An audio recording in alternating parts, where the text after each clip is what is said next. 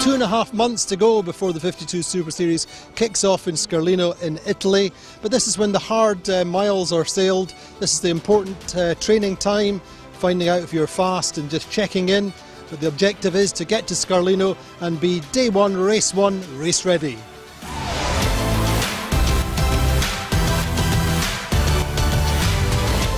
We went for eat some paella, as you can imagine. No, it's a great opportunity for us to train with the TP52, and everybody improved, everybody wanted to go faster for this season, and we know that.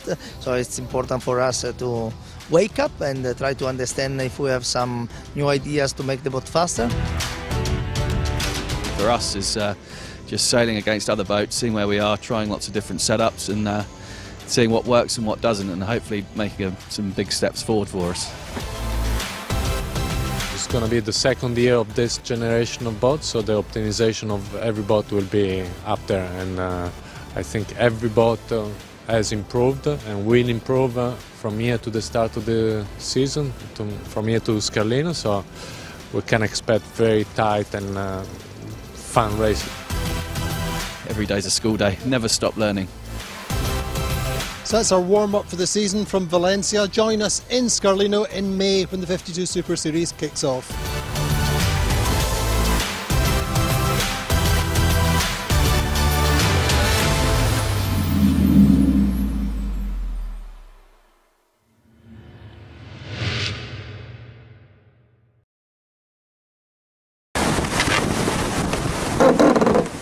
Skip Novak's Storm Sailing Series is powered by Pantaenius, sail and motor yacht insurance.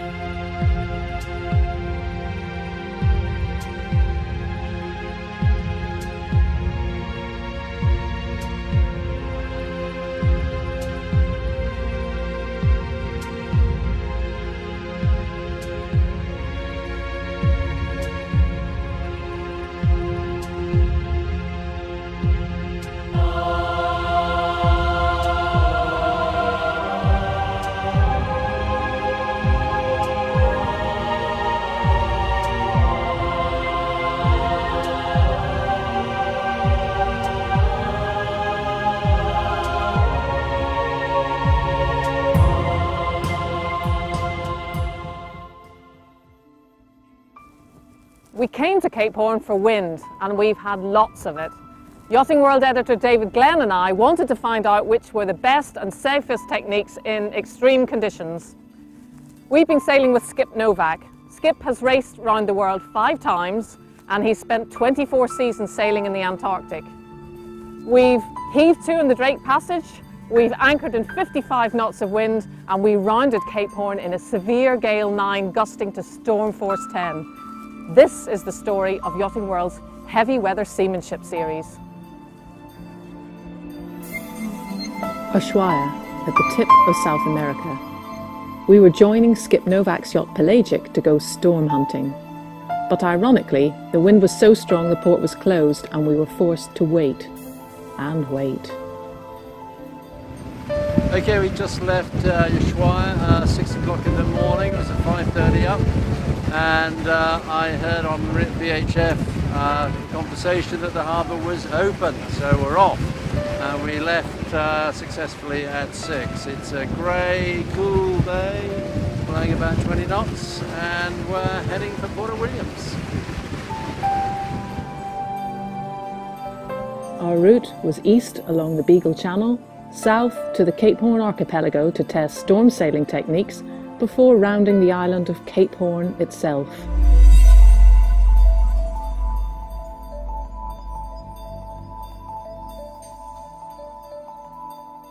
But Ushuaia is in Argentina and Cape Horn is in Chile. So before we could go there, we had to stop at Port Williams in Chile and go ashore to get our passports and our papers stamped.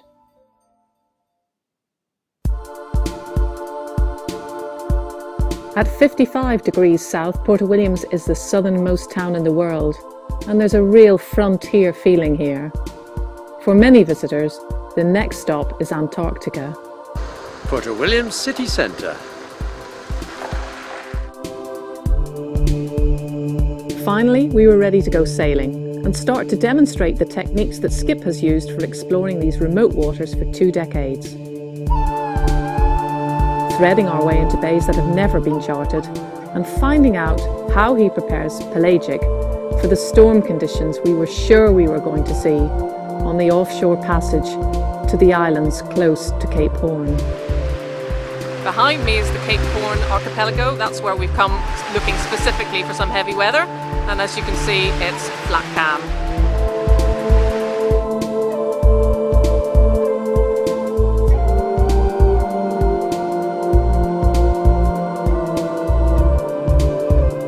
But the weather here turns quickly.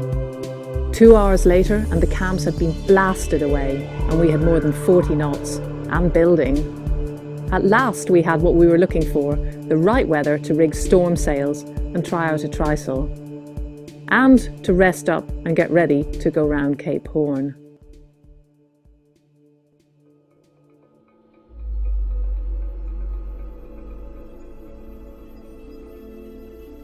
With 4 reefs in the mainsail and the wind and seas increasing, we headed offshore into the Drake Passage and set a course downwind for Cape Horn. This is a landmark so feared by centuries of sailors that it's earned an almost mythical reputation. Photographs don't prepare you for the sight of the Horn. Close up, its threatening bulk is genuinely awe-inspiring.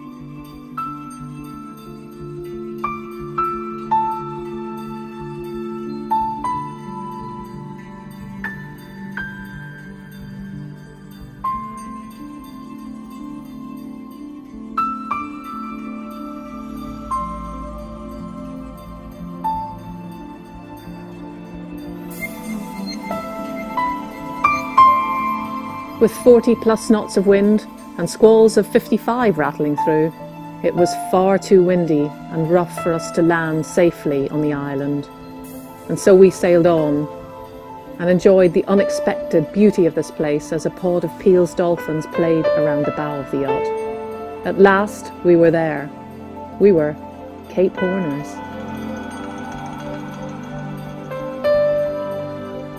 This is the strangest place you could ever sail. Forecasts seemed to mean nothing here. An hour later, it was dead calm again. And then in the Beagle Channel, the wind increased as quickly as it had died, and we did some more filming and made our way back upwind to Port Williams. It was so windy when we got there that the Chileans closed the port. Our passports were stamped to show we'd sailed around Cape Horn, and we made the final legs of our journey back to Ushuaia by land and speedboat. Leaving Tierra del Fuego prompts you to reflect on the thrill of sailing to high latitudes and remote places, and why, despite the cold and hostility of the environment, sailors like Skip Novak keep on returning. Let's be frank, the sailing can be physically tough, at times mentally challenging. But the rewards are many, often profound, sometimes humbling. But that's why we come back for more.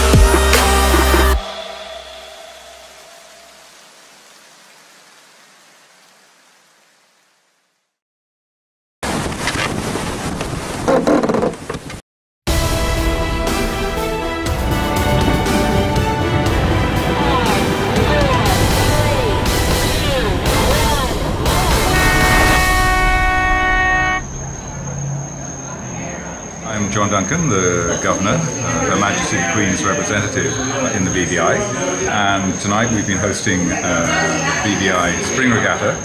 I'm also the president of the Royal BVI Yacht Club, so it's particularly important for me to do this, but I would do it anyway because it's such a fantastic event. It's an event which draws on our heritage running back over 100 years of building wooden boats.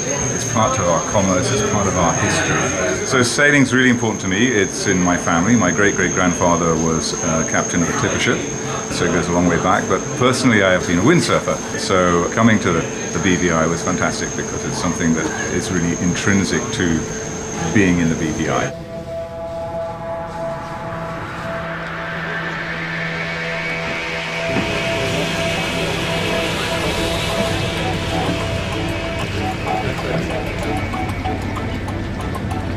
Where else can you do sailing in the Atlantic, sailing in the Caribbean, and inshore sailing plus 50 islands, or 60 if you count them the way the BVI Islanders do. So it's a fantastic event, really well organized. Come here, this is the extraordinary event.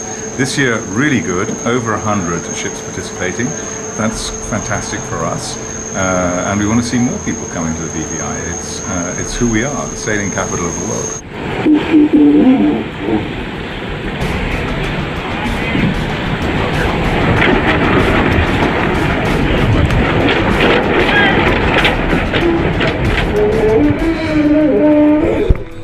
Come up, come up, come up.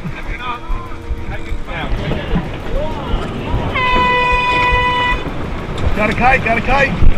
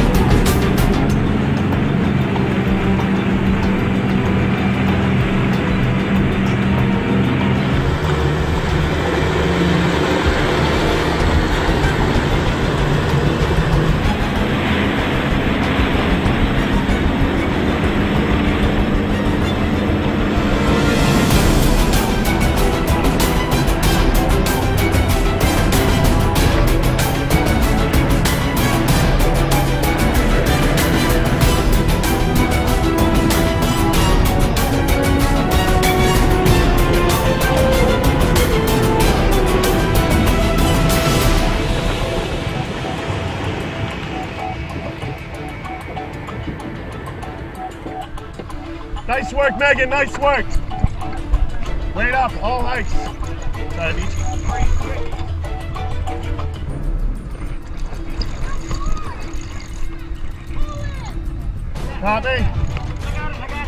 Hey everybody, it's Tom Ellison, along with Paul Quas and Paul Latour, and our guys on the Melgus 32 Big Trouble here in Tortola, BVI, on a great day after a stunning day yesterday.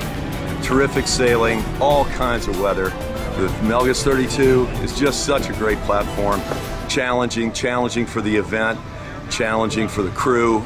We've just kind of gotten together through sailing, as is typically the case. Love the sport. So I say, if you love sailing, bring your fastest boat. We got Big Trouble. That's it. Do you all wear that? That's Big Trouble right there.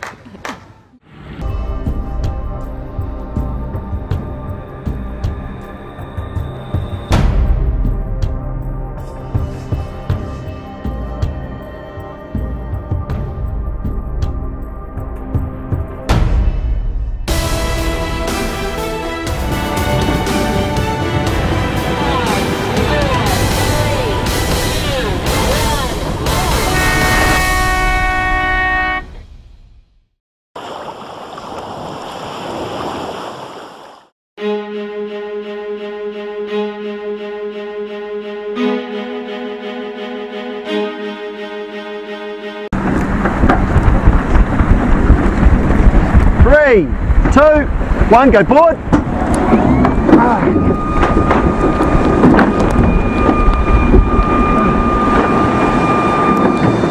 Man, overboard there, guys.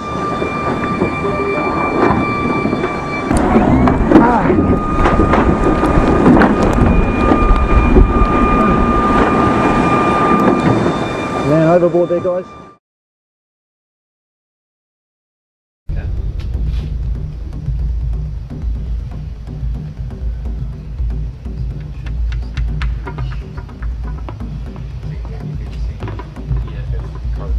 Right, today we're going to test a part, and basically we've got it strain gauged and we're all sort of loaded up until it breaks, and then sort of analyse the results and see if it's what we expect and learn a little bit more about the part that we're looking at.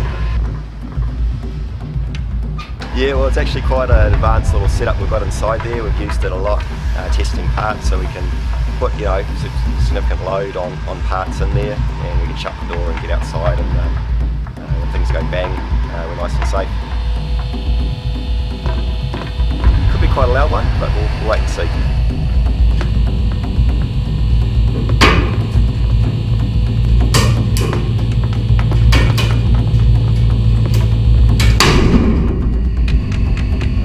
Very important. It's increasing our knowledge of the materials that we use and the loads that they can take before they fail.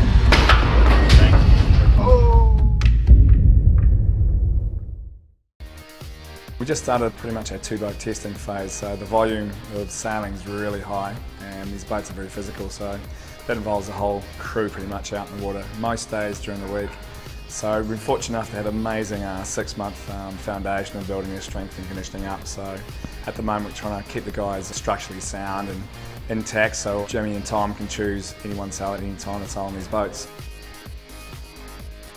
As much as it looks like they're doing upper body work on the grinders, they've still got to generate power through the floor, through their hips, you know, through the upper body and out through the arms. So a lot of deadlifting, work on their glutes and hip development. It's very important for these guys. Try and make it functional, so you know, standing up and transferring that strength and power out through the arms. So any work we can do that, and then stuff like the prowler, which is sled pushes, sled toes. It's quite relevant as well. Yeah, the physical recovery is important. Nutritional recovery is just as important. Ben and Matt in the kitchen are producing top quality food every day, and we know that every day the guys are getting a good quality source of protein, whether that's one source or two sources. We then go down the route of good quality carbohydrates, and that's stuff from the ground. Spinach, potato, kale, leeks, carrots, you know, anything that you can get from the ground, that's what they're going for. Then we can go down into the pastas, your rices. Occasionally they get some waffles. That's our main priority, trying to get as much food in as possible, but we always overlay with quality sports supplements, which True Protein do a fantastic job on. You plan your work 3 to 4 years back from the America's Cup, and you select the cycles or the parts in the year where you're going to build strength or build your conditioning. We've done a lot of that, so now it's a good chance to sort of maintain what we've done, let them adapt and recover. Then we'll hit it again before we start sailing again, and we'll pick another couple of blocks during next year as well.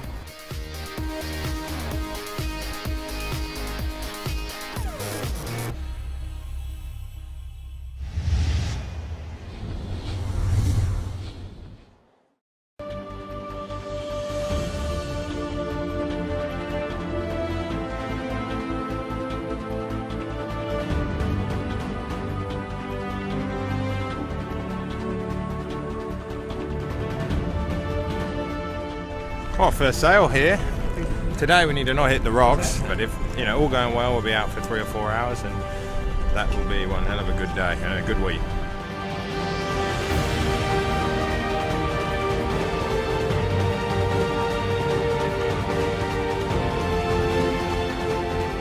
Really excited to be the first challenger to be on the Bermudan waters in the 45. We learnt that the race course is pretty small, but we're really fortunate today. We had sort of 8 to 12 knots, so perfect breeze for these boats, and just enough for us to check putting the boat back together after being in San Francisco about a month ago.